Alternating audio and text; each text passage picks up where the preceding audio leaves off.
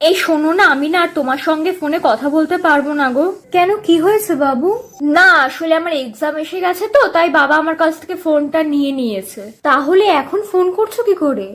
আসলে বাবা এখন ঘরে নেই, তাই ফোনটা লুকিয়ে নিয়ে করছি বুঝলে। আর হ্যাঁ, দেখাও করতে পারবো না। ও, তাহলে আর কি করবে। যাই হোক, কাকু যেটা ভালো বুঝেছেন সেটাই করেছেন। ঠিক আছে, তুমি ভালো করে এক্সাম দাও। ঠিক আছে, রাখলাম তাহলে। 15 দিন হয়ে গেছে, সত্যি তো আর ফোন করছে না। তাহলে কি সত্যি ওর কাছে ফোনটা নেই, নাকি ও আমাকে ঢপের চাপ মারলো?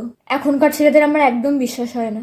দেখি তো চেক করে মায়ের ফোন দিয়ে যে ওর কাছে ফোনটা আছে কিনা। তাহলেই দুধ কা দুধ পানি কা পানি হয়ে যাবে। নামটা গোপন করে ফোনটা করি। হ্যালো, আমি রূপশ্রী বলছি।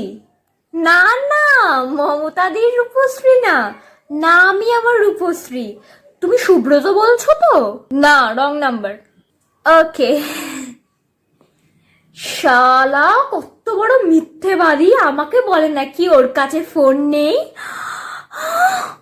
ফালতু ছেলের জন্য ফালতু চিন্তা করছিলাম।